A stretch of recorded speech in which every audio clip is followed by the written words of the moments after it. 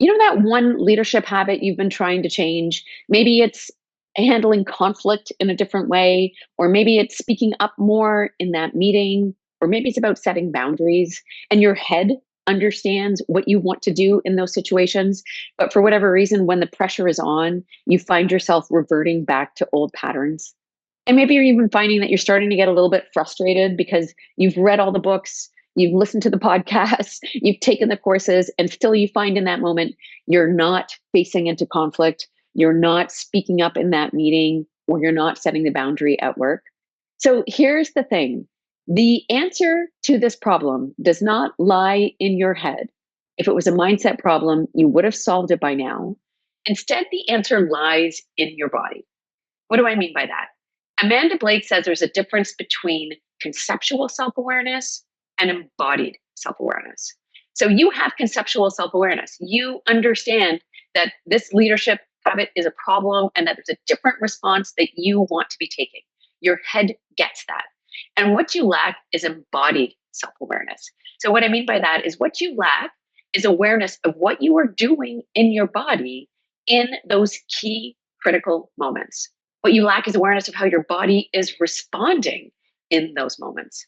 And when your body drives more than 80% of what you do, without that awareness, you end up going into automatic reaction rather than taking conscious, aligned choices. The answer to this problem lies not in more information. You don't need to read more books or take more courses. Instead, it lies in transformation.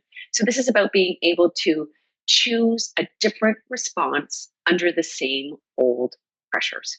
There are 3 steps to doing this. I call this all increasing your embodied intelligence. And there are 3 components to increasing your embodied intelligence. The first one is awareness.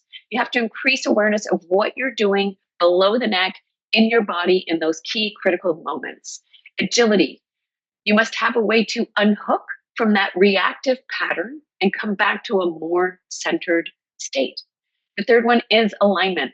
In those moments, you want to be able to call in qualities that you need to take an aligned action. So this might mean calling in compassion or courage or assertiveness. There's a bit of work to doing this. I call it practice.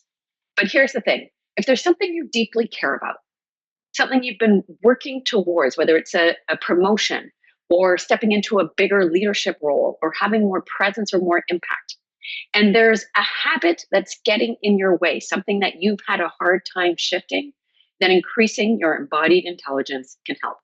I'm Liz Harmer. I'm going to share more tips and tools and videos in the days and weeks to come. If this interests you, please follow along.